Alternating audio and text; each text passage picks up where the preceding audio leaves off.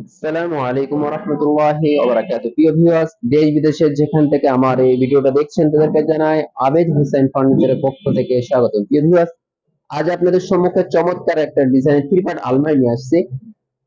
বাইরে সেগুন কাঠ, ভিতরে পাহাড়ি গামারি কাঠ দ্বারা তৈরি করা হয়েছে। সাইজ হচ্ছে 6 ফিট বাই 7 ফিট।